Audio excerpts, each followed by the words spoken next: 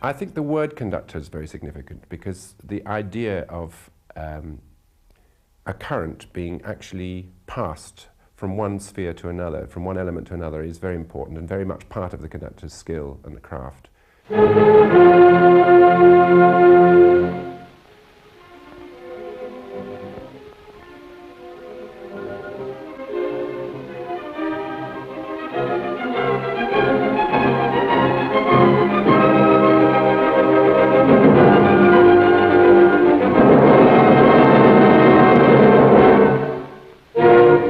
He has to know exactly what he's doing, from the point of view of the composer, first of all,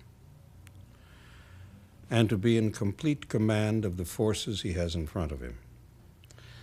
He has to convince the men and women who are playing in the orchestra that if there are 6, 7, 8, or 80, 90, or 150, he knows more than all of them put together.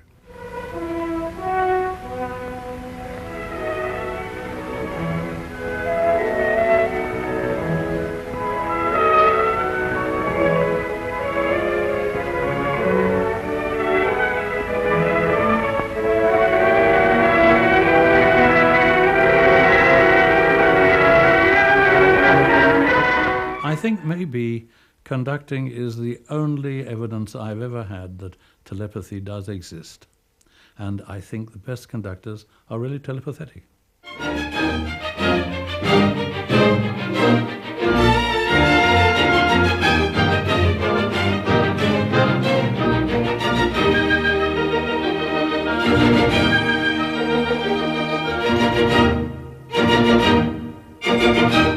And all of this while he keeps an absolutely firm hand, an autocratically firm hand, that what comes out is something that he's listening to in his head just before it happens.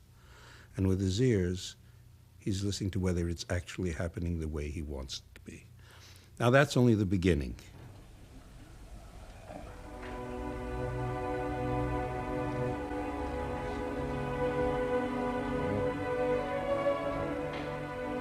The power to convince orchestras and audiences that their view of the music was the right one made legends of the great conductors, even during their lifetimes.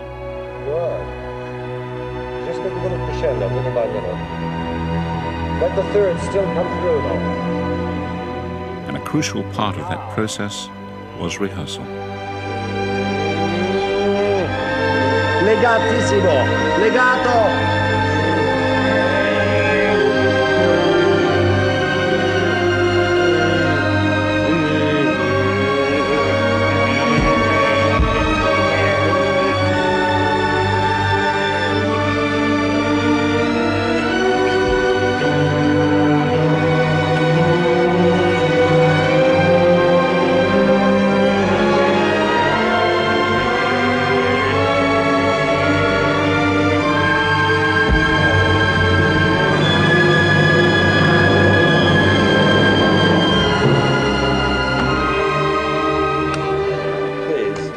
Must watch. It's so free. It's got to be like one person singing his heart out, and you're playing like an exercise.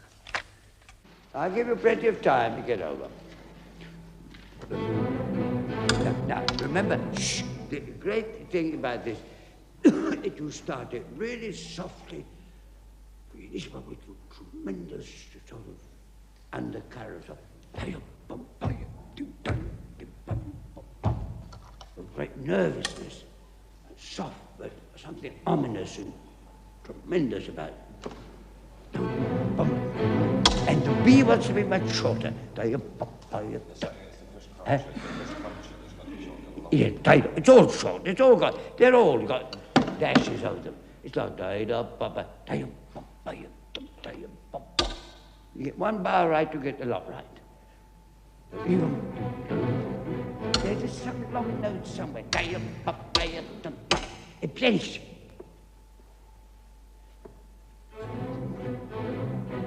It's the C that's too long. It's still right. Now do try. It's the basses I think it's doing. But they both come off after the C. If you keep it on dial, we lift it quick after the C. And get that, it's not nervous enough, it's not soft enough, it's not enough potent about it. And it's a little too slow.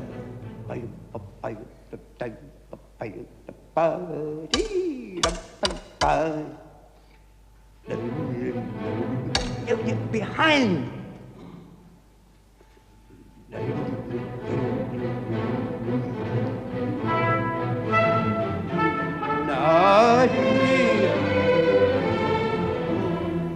There's only one way to rehearse an orchestral piece, which is what I do. What's that? I take either a Mozart symphony or a Strauss tone poem. I play the whole thing through from beginning to end without a stop. Oh, blessed thing. The orchestra makes a few mistakes, naturally. I play it through a second time. The orchestra makes no mistakes. I then just take a few little difficult parts. I pinpoint them. I emphasize them. I repeat those 3 or 4 times. I really perform.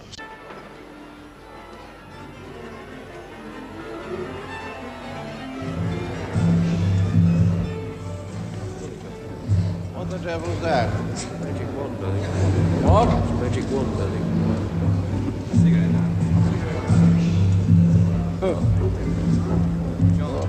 I thought it was an automatic baton, which relieved me of any responsibility and duty. Of course it's too high. What do you think I am? Samson? Or... Sometimes.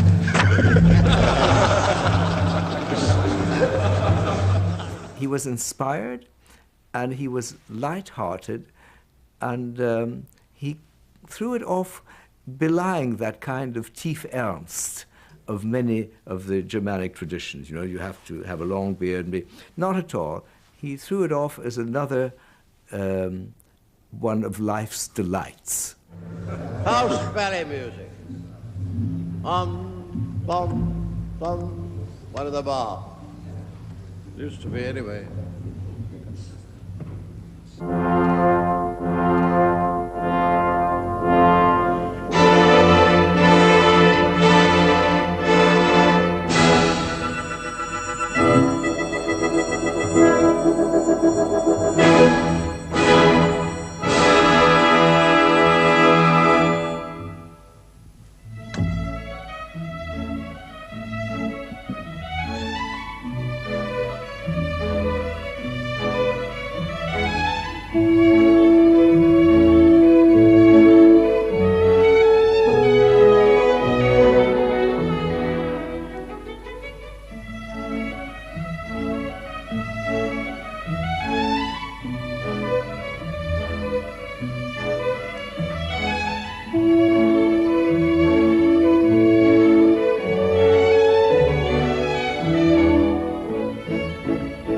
What does a young conductor do?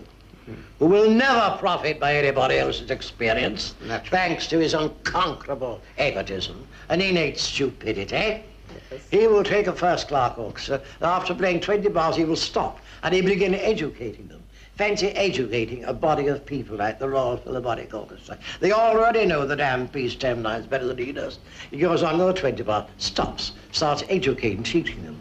That's why he wants 6 rehearsals, and that's why I can do with 2. It's all self-parody, and yet the moment that he takes the baton in his hand, and the moment that he's off, not what he says, what he does, you feel that he is able to turn a corner more elegantly and with more real sense of savouring the elegance and the sheer allure of the music, more than I can think of almost any other conductor.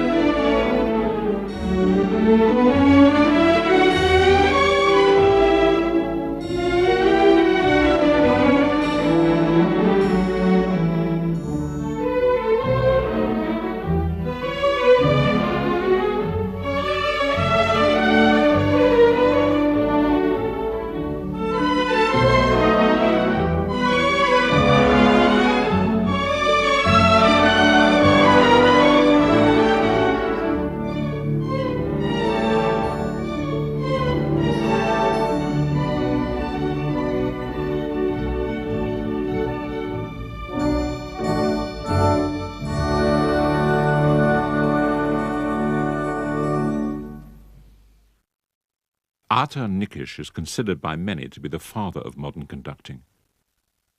He was the first conductor to record a whole symphony, Beethoven's Fifth, but this silent film is the only visual record we have of him in action. What you actually see on that film is a very disciplined and elegant classical, if you like, conducting technique where everything is here. You can see how, for example, people said his eyes were mesmerizing because as a result of him conducting up there, the player is forced to look at his eyes. And every conductor virtually that one talks to will tell you that half of what you do is done with your eyes.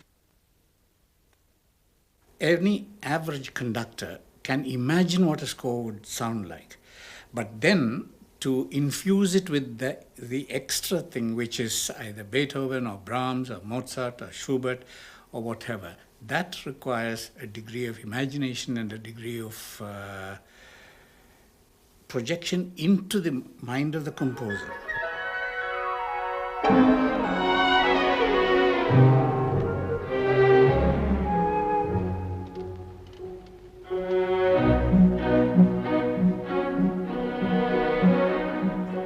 Most remarkable musician, a wonderful conductor. Wonderful conductor, you can say that even though there was no visual proof that he was the conducting.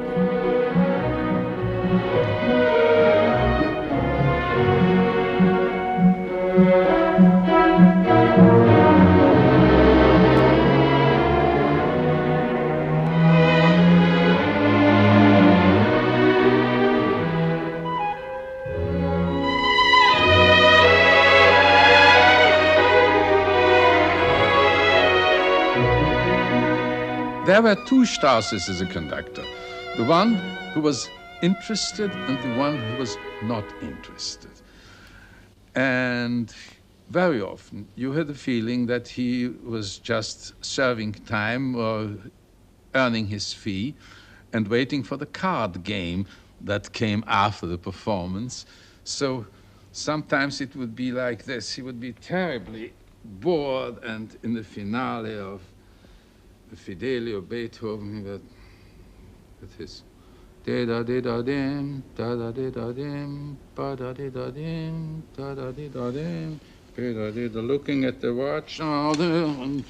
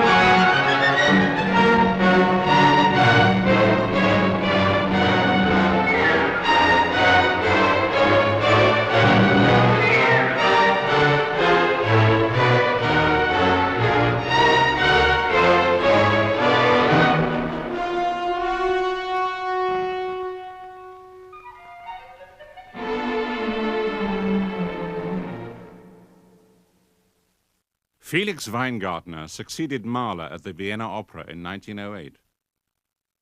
Against the prevailing trend, he became known for his meticulous and respectful attitude towards the printed score.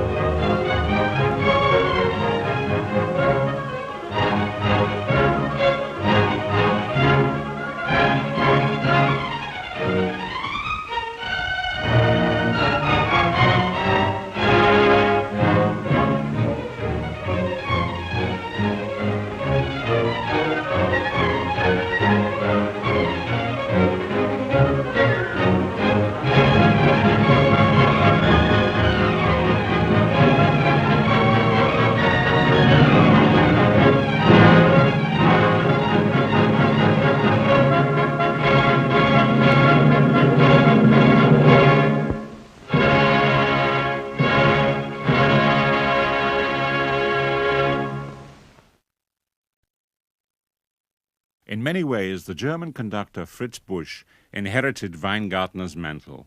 Forced out of his homeland in 1933, he went on to become the first music director of Glyndebourne Opera.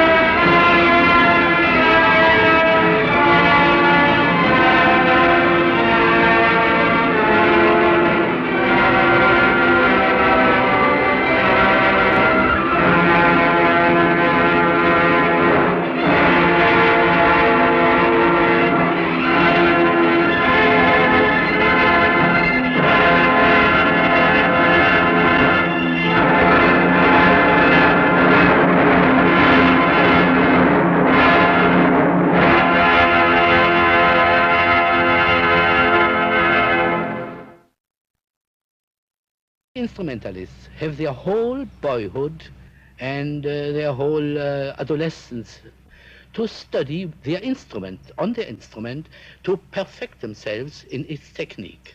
But the poor conductor, he cannot do the same.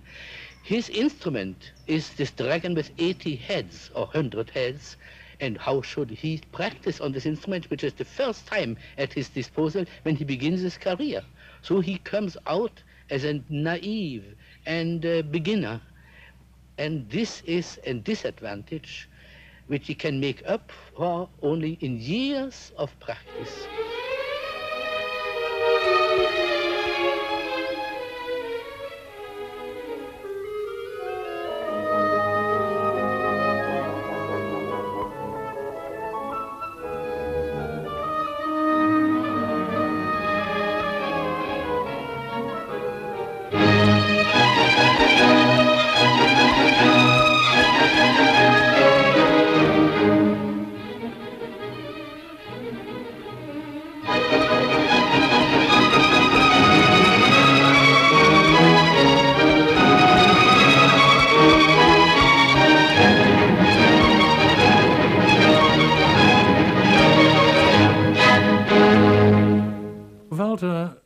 I think, appealed to the musical soul of the orchestra more than most conductors. I think maybe they felt they were taking part in a sort of large-scale chamber music. And this is the secret, to come from within an orchestra, to lead them from inside, rather than dictate from outside. One of the main questions is how to handle persons, how to handle men, how to influence his musicians by word or by his gesture or by his looks. And this is something here, his human qualities have very much to say in this question. If he is a man of warm heart and of sincerity, the musicians, even those who are far superior with regard to routine, will listen to him. If he is not a man who loves nature, if he does not know and love the meadows and the brook, he never could conduct Beethoven's Pastoral Symphony. And if he has not the passion, he's not able of ecstasy, he never could conduct Tristan and Isolde of Wagner. but you see how manifold are the demands made on him, and how versatile he has to be in order to fulfill these demands. Now we start with brass. Horns, where are the horns? First horn, first 1, 2, 3, 4.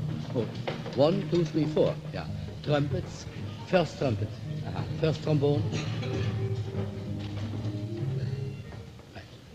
So let's begin. Cello and bass. We begin espressivo, and then diminuendo, and then again, and then again diminuendo. You understand? So always beginning the theme espressivo and go down.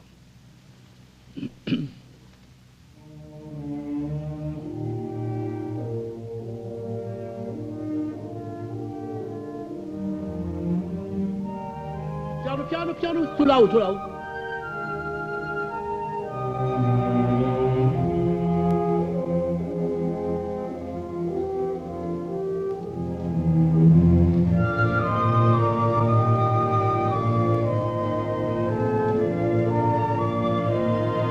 Sing.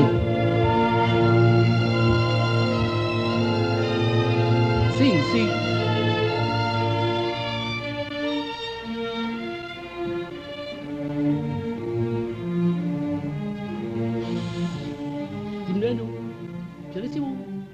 Orchestral players like conductors who don't talk too much. They also very much seem to admire conductors who can do the talking while they're actually playing. It's the act of not playing and having to listen to people that they don't like. And a Walter, or indeed a Schulte, who's a master at that, actually does all their rehearsing while they're actually conducting, while the music's actually going on. So the player doesn't stop playing. Go on.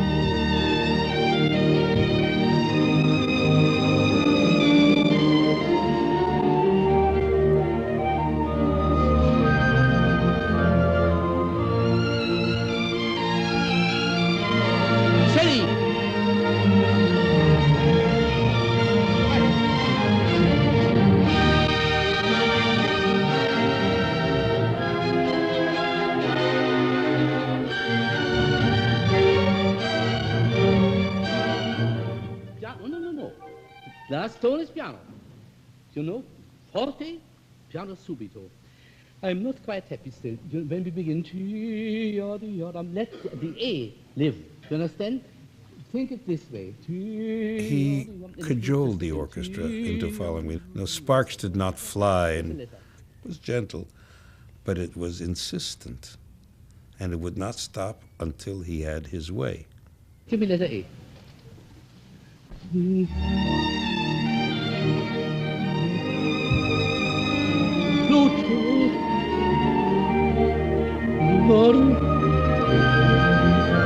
Sing.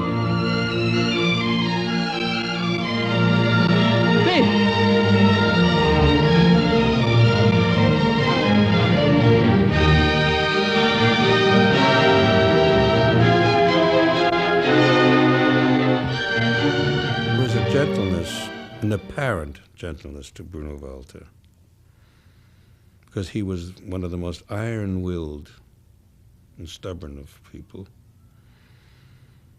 But he had a certain courtliness about him.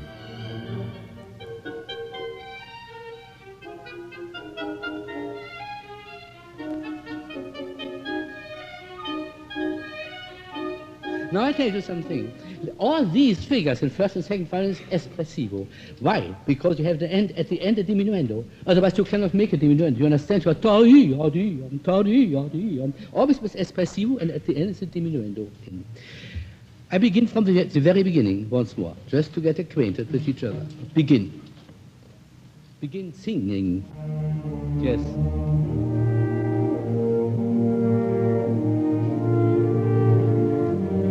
Yes. Each time.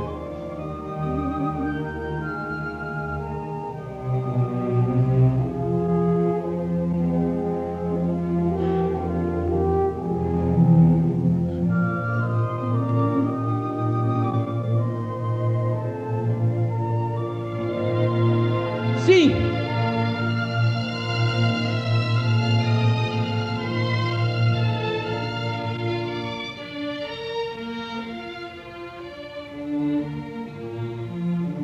Crescendo.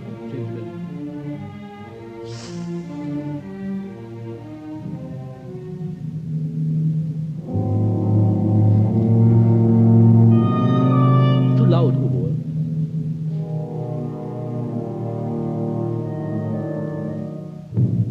Yes. Sing out.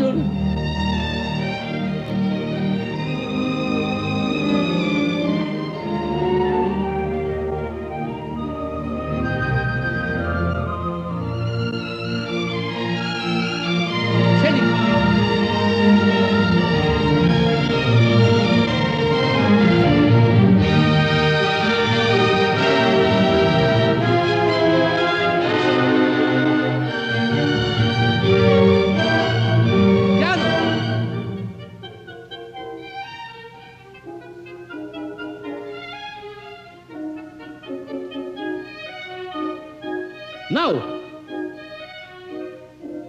you see?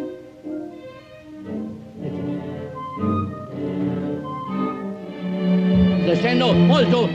Walter is a very good conductor, but he is an absolutely other character than I am. You see, it's difficult to speak about this, but you see, he is very conciliating and very elegant and very mild, and I am not. And he's very romantic. Very romantic. I am not at all. And he is what we call, but you not misunderstand, he is a moralist. I'm an immoralist. Absolutely.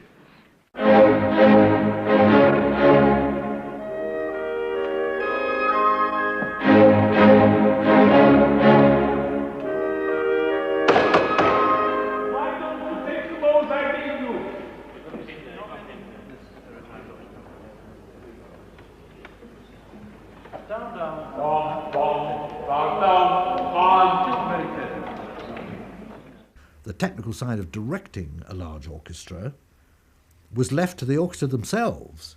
We had to become virtually a large chamber group and listen even more attentively to our colleagues in the other sections of the orchestra because we had no help in precision from Klemperer. He was a curious introvert character, very basic, very much knowing what he wanted, and yet his way of conveying it was had no how shall I say, didn't have technique or method or manner. It was he stood there with music coming out of him with great authority, and yet I don't remember him really talking to the orchestra. I don't remember his even doing a great deal, but he got his way and the orchestra played, especially in his later years when he just really stood there, but stood there with authority and with conviction. That was a kind of magician.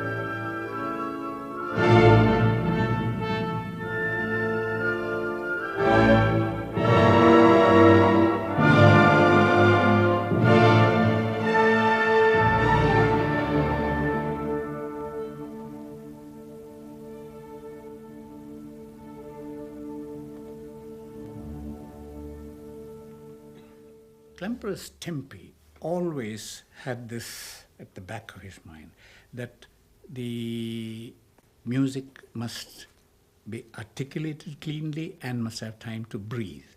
He had no tempo. he didn't have, there was no Klemperer tempo.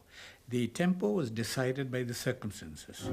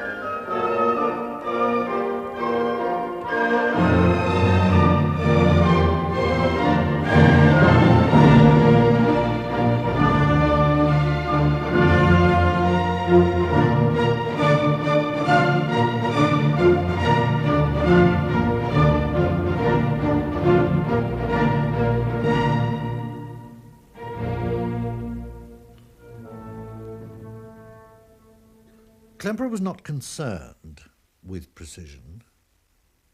If it happened, he liked it and accepted it. With Furtw&auml, precision in orchestral player was not his primary aim. I often had the feeling that Furtw&auml actually didn't want this, and his rather, we used to call it puppet on a string, physical way of conducting was in a way rather deliberate. He wanted to avoid the slick modern American whip-crack powerhouse chords. He wanted more weight, more almost heaviness.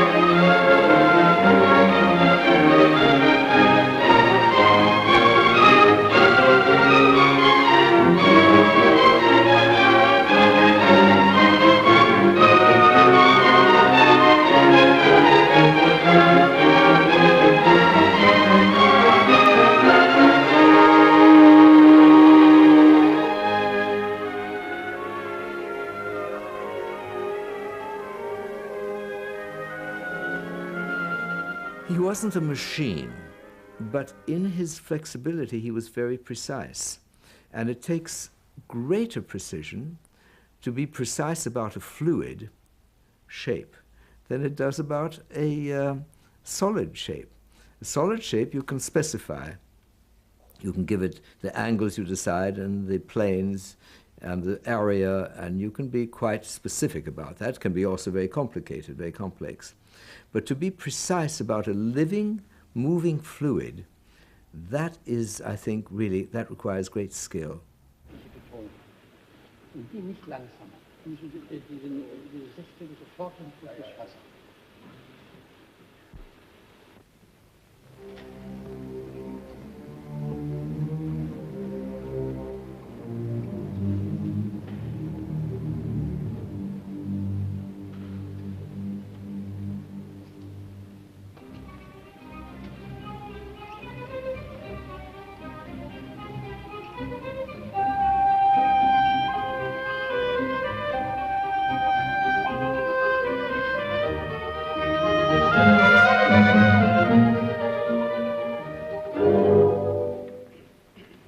Crescendo ist in der Mitte des Taktes. Nicht schon am Anfang. Sowohl bei Ihnen als auch war es viel zu früh. Nur ganz, und nicht so übertrieben stark. Das ist ganz das Melancholische. Okay. Machen wir es nochmal. Bitte recht legato. Nicht oh,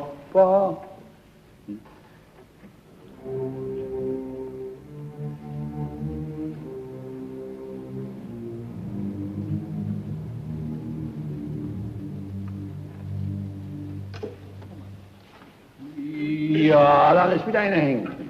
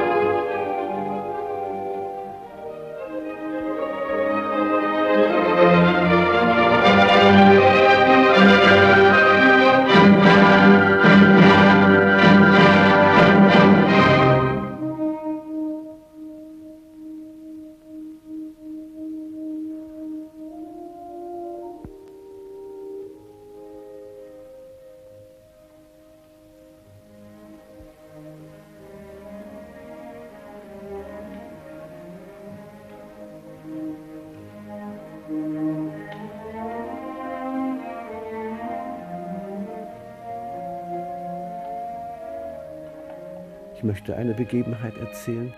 Da saß ich an meinen Pauken oben und ich hatte ja auch Komposition und Dirigenten studiert und legte immer eine Partitur auf meine Pauken, wenn ich nichts zu tun hatte. Eine Pauke hat ja manchmal viele Pausen. Und dann verfolgte ich die Komposition und bei der Probe tut man das Notwendige und man weiß, wie es bei der Probe klingt. Und ich schaute dort hinein und merkte plötzlich, es entsteht ein ganz neuer Klang. Also ein faszinierender Klang. Und ich dachte, was ist passiert? Und schaute zum Dirigenten, aber da war nichts Besonderes zu sehen. Ich schaute zu den Kollegen und die schauten zum Eingang. Und im Eingang stand Furtw&auml. Der kam dort rein. Und allein seine Persönlichkeit, sein Auftreten, ohne etwas zu zeigen, ohne etwas zu tun, brachte diesen unendlich schönen Klang hervor. Also wer selbst den Klang so stark in sich trägt, dass er den Klang bei allen so herausfordert. Ich meine, das ist natürlich das, wie es schöner eigentlich nicht sein kann, nicht für ein Orchester, wenn man merkt, also dieser Mensch, der zeigt sich ganz offen und ja, und man ist eingeladen, es ihm gleich zu tun. Und dann musiziert man in dieser Weise.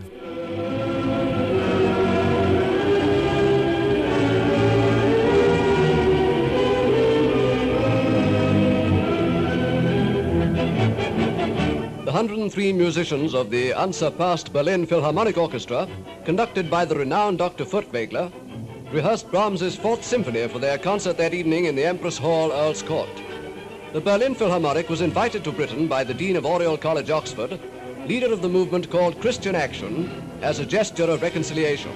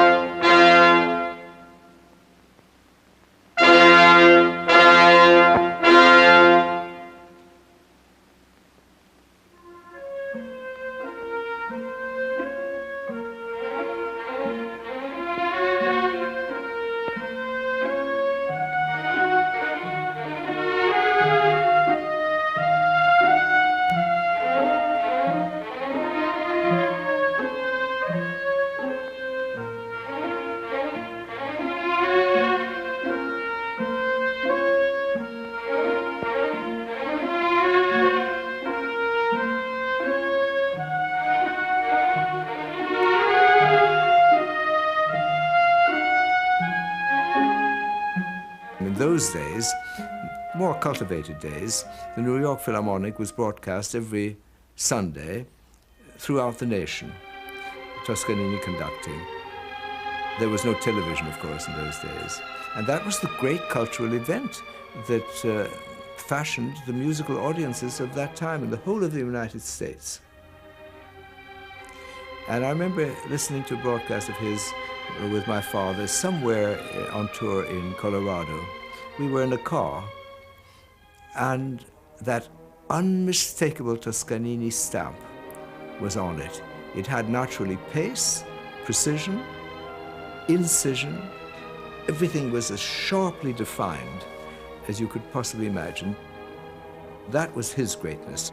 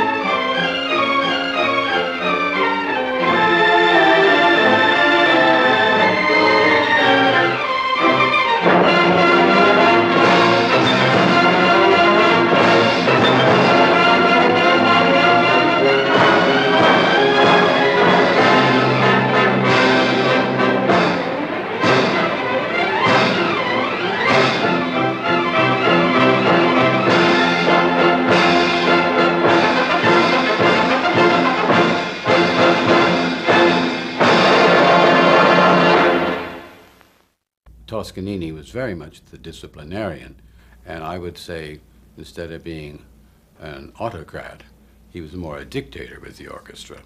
But they had immense respect for him, and immense love and affection, and it was a marvelous orchestra. So that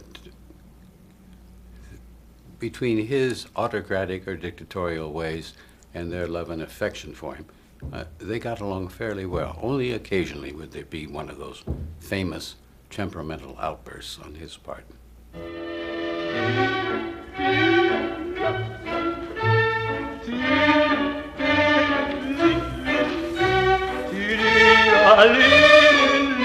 Piano piano, stringendo,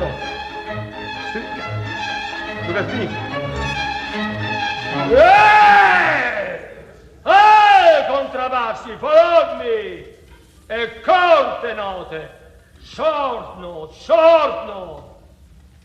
so, sembrano dei carri, non sono mica strumenti, oh Madonna Santissima, short note. He had no interest in the technical side of recording, and Toscanini always just expected to hear on the finished product what he heard standing in front of the orchestra.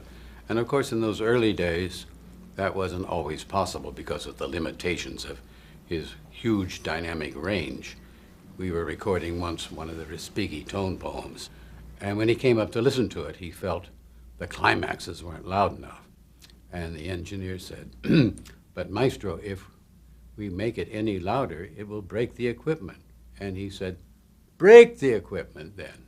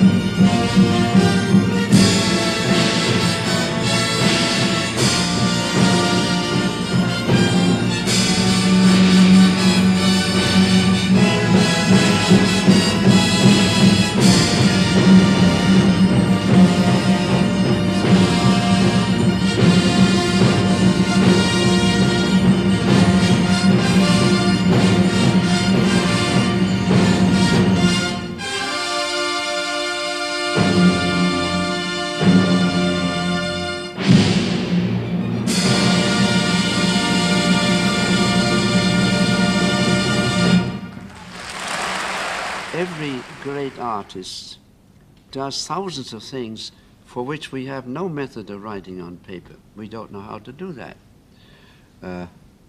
And we have to, through imagination, through feeling, through I don't know what, some instinctive quality that some artists have, we have to try to understand and reproduce and give to the listening public what we consider was in the mind and soul of the composer.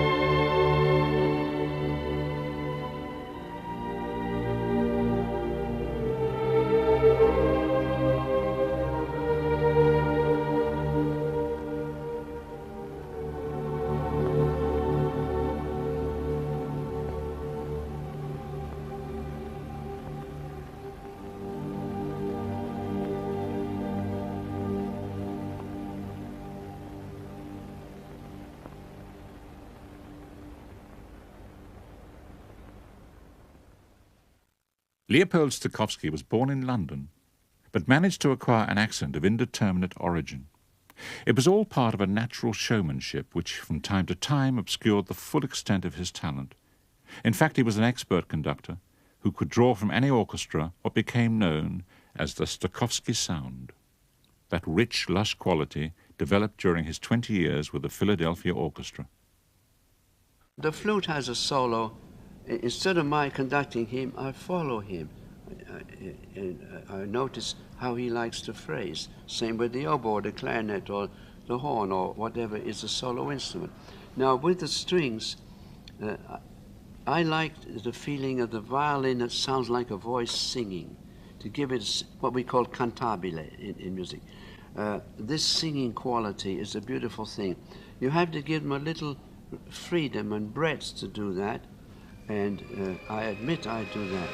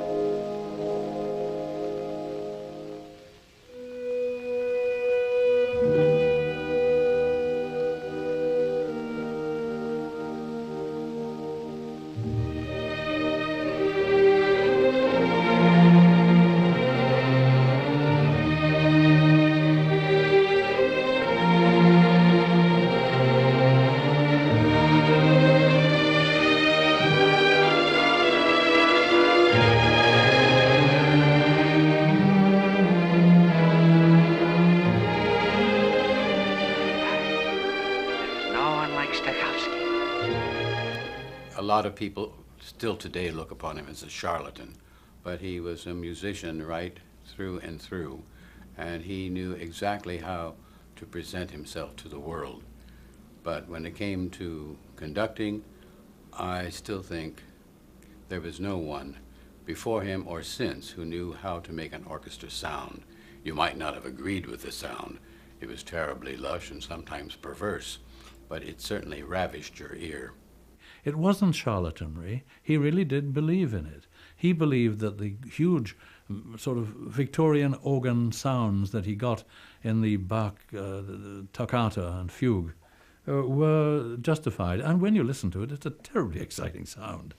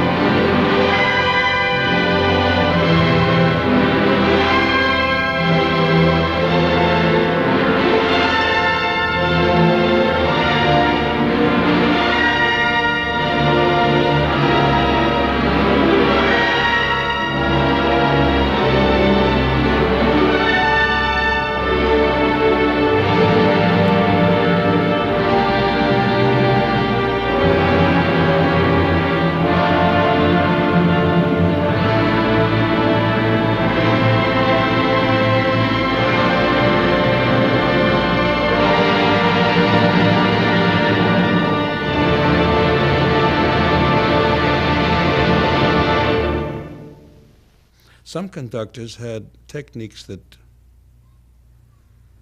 were at best difficult to determine. Koussevitzky, for example, was a marvelous conductor, but completely by the power of his personality. And he did it in rehearsal, searching for ways to make the orchestra reach for something that he could not explain in words. And he screamed and yelled and cajoled in English, Russian, and French until he got what he wanted.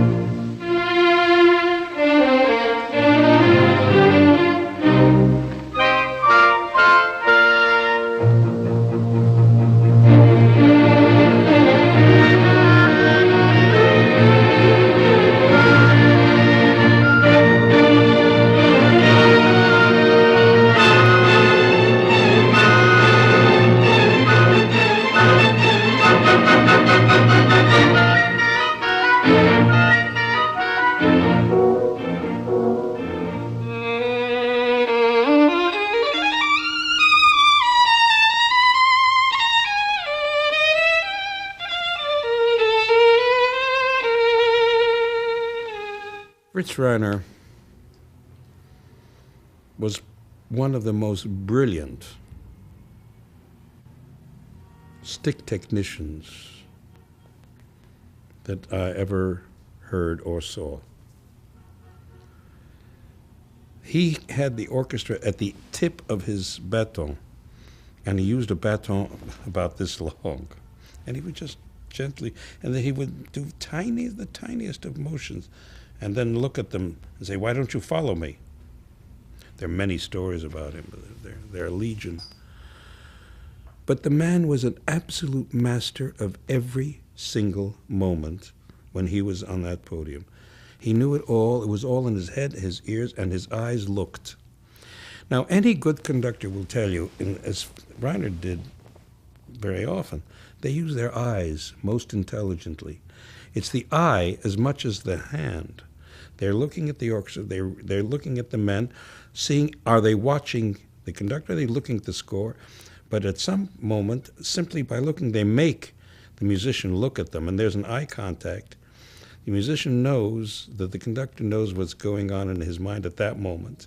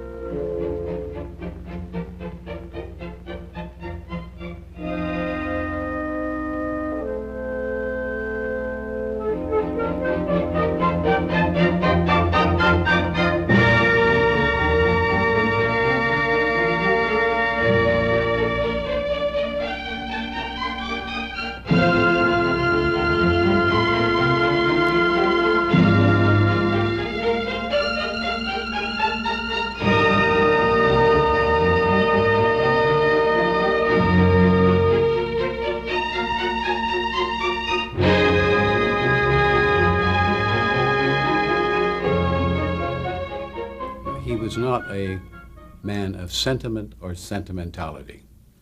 The same time he once recorded The Dance of the Seven Veils. And Mrs. Reiner, who was always present, said to me, "Don't you think he should schmaltz it up more?" And I said, "Well, you know, depends." I said, "I'm sure he won't." So when he came down here to playback, I was the one elected to brave the lion, and I said, "Dr. Reiner, it's a marvelous thing. There's no editing involved. Would you want to do it once more just to make it a little more sensuous, a little more schmaltzy?" And he said, "No." And that was the end of that.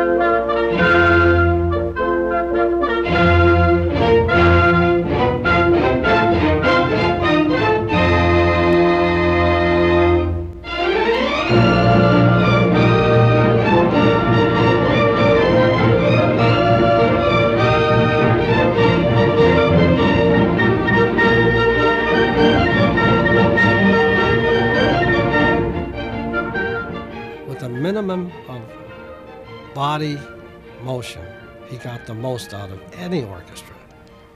And if you talk to other musicians who played under Fritz Reiner, there was nobody who knew the score better than Fritz Reiner. He was flawless. All he had to do was just look at you.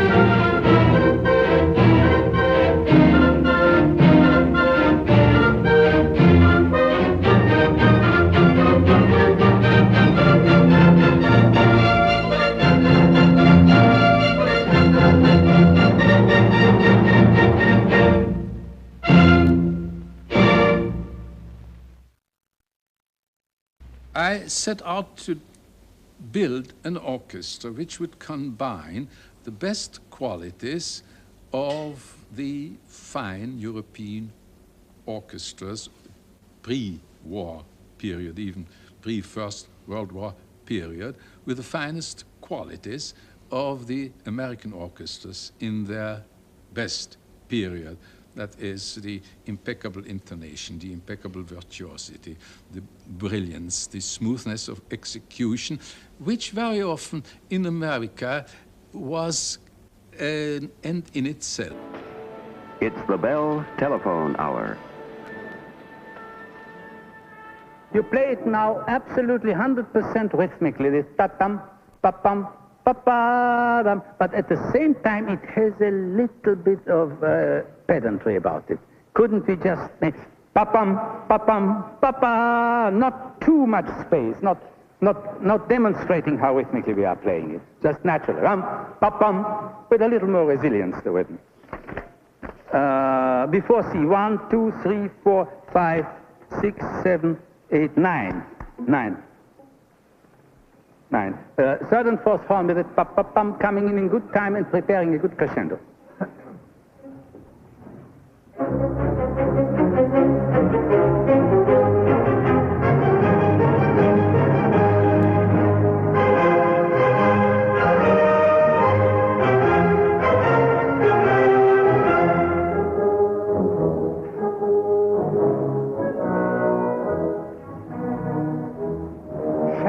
Shadows, long quad, long, almost a little too long quad.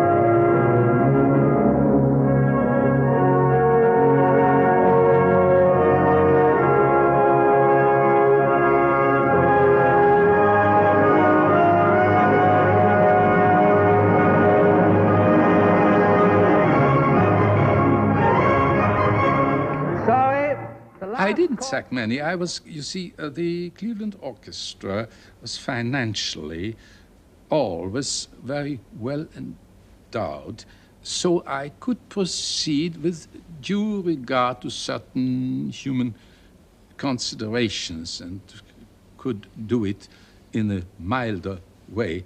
But there were, of course, moments of heartbreak and moments of unpleasantness. But then, of course, you arrive very soon at the point, and this point is now very much at discussion. What is the purpose of a symphony orchestra for which so many people give, without compensation, their time, I'm now talking about the board, and collect money. That's the way American orchestras are being run, as you know. There's no state or public money, just private money. What is the purpose? Is it the purpose of the symphony orchestra to make it possible to have the best of music, or is it the purpose of such an orchestra to give their members the easiest and unchallengeably permanent job? Oboe, please don't shortchange me in your very last note. No vanishing acts, please. F.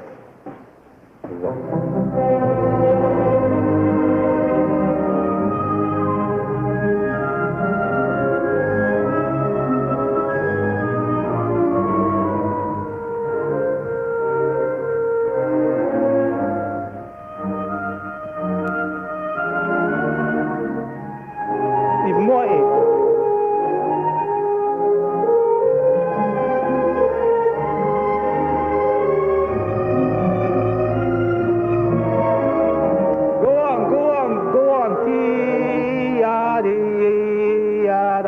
Don't sustain a lump of sound, sustain a dotted half note with a pulse of each quarter inside it.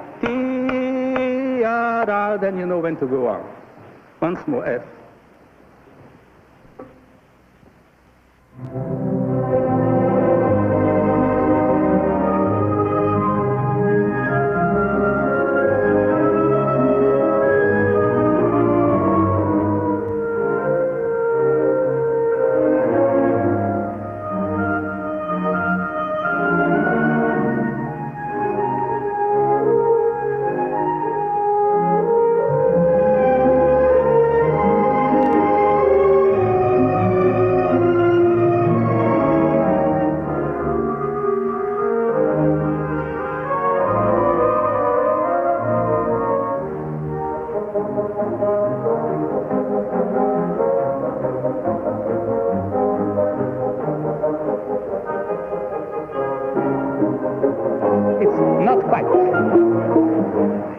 It has to be a little bit more sarcastic. George Szell knew how the oboe breathed, so he would breathe with it. He knew how to give the oboe time to prepare the breath. He was a pianist and played wonderfully, but he bowed his scores for the string players. Some of them were funny at times, but they worked musically. He knew how to create the effect that he wanted with an up bow or a separate figure or a legato, whatever the case may be. He knew exactly what he wanted to hear, the kind of articulation or the kind of singing sound that he wanted given that composition, that place. And this is something that the orchestra musicians want to know. Horns just a shade late, some of the horns. You must be prepared way ahead of time. I can't do better than to repeat this truism I think I said yesterday. Rests aren't there to rest, but to be braced for the next entry, to prepare and to be ready for it and to listen what's going on around you and to bring your next entry in so it makes sense and connects. To be ready with your breath, with your embouchure, everything, and with your general attitude.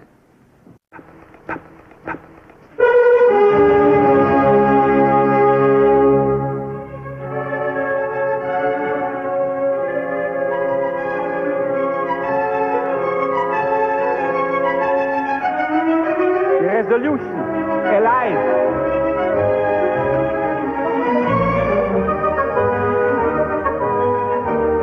Suspense, no crescendo. Suspense, quick crescendo yet. One, più.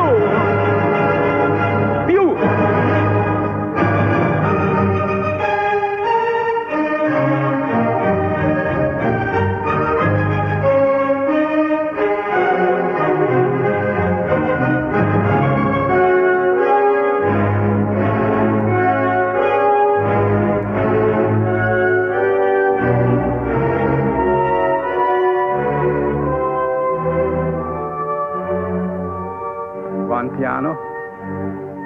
2, then 1 forte and 2 fortes.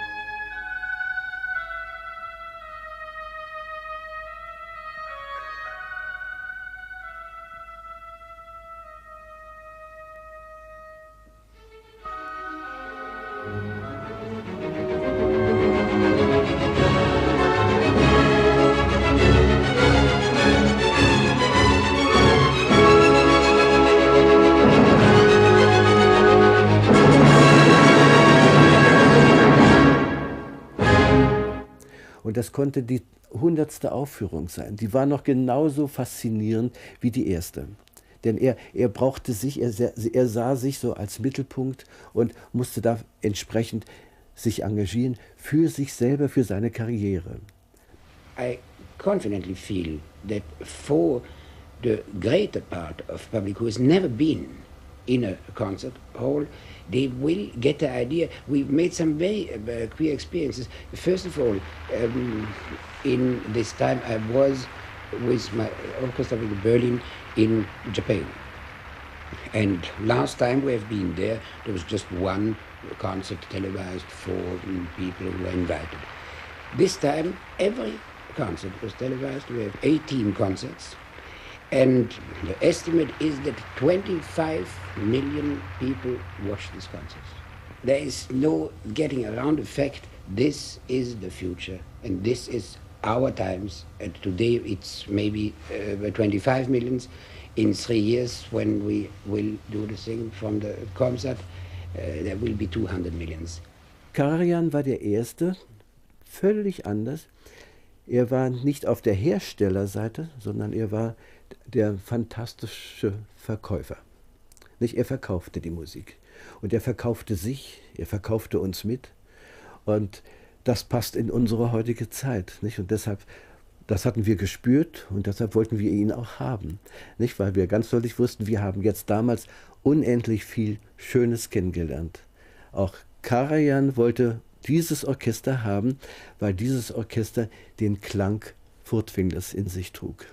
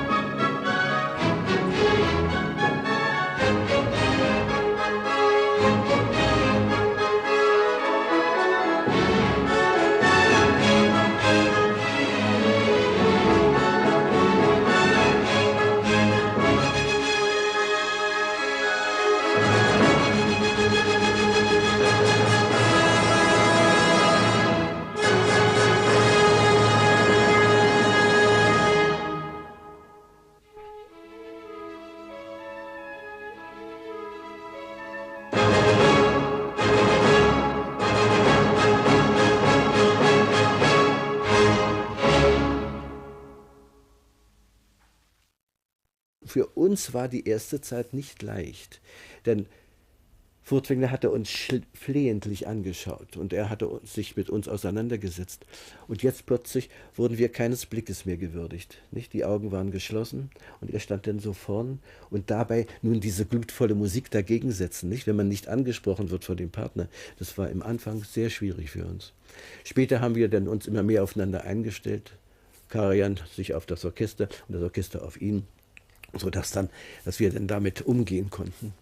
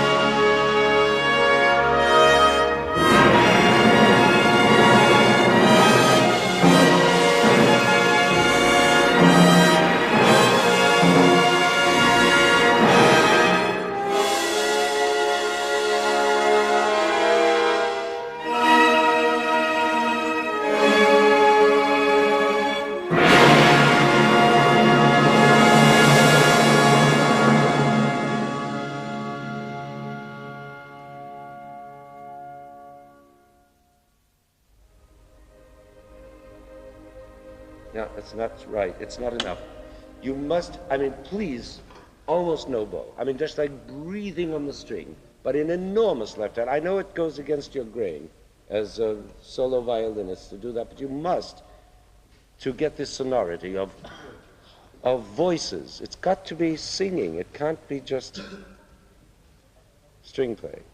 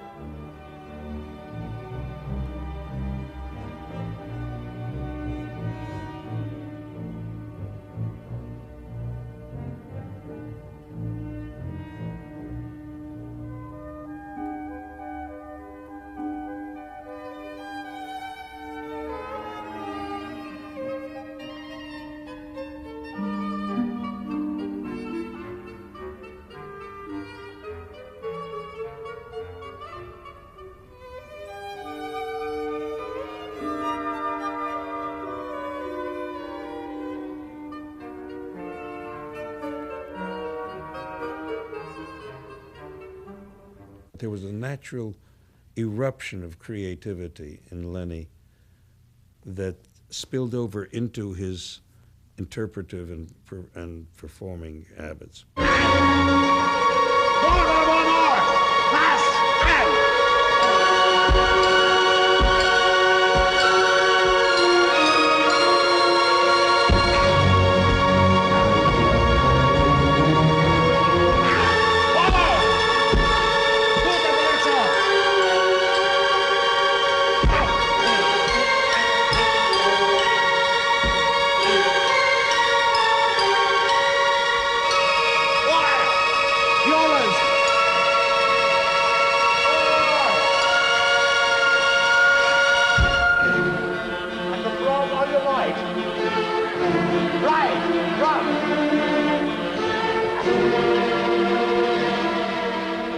He was not to everybody's taste always, and he did tend to over-gild the lily once in a while, but so wonderfully and so gloriously.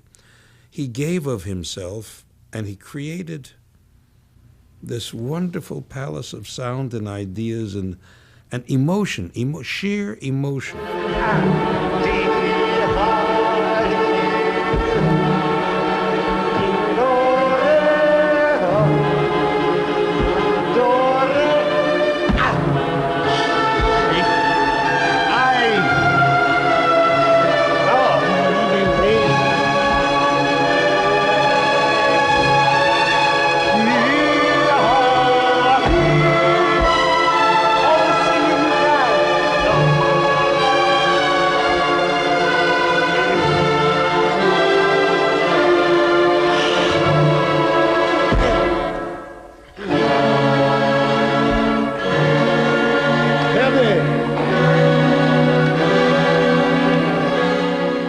There was somebody who had a more of the physical energy of rhythm in his body, in his little finger, than any conductor I've ever seen before or since. I mean, it was not just that he danced on the platform in a way that was unpalatable to many people, but didn't worry me, because it seemed to me that he was not trying to say, look at me, I'm having a wonderful time, but he just couldn't prevent it.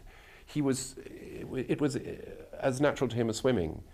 And he had this extraordinary ability to make the players go along with that rhythmical current.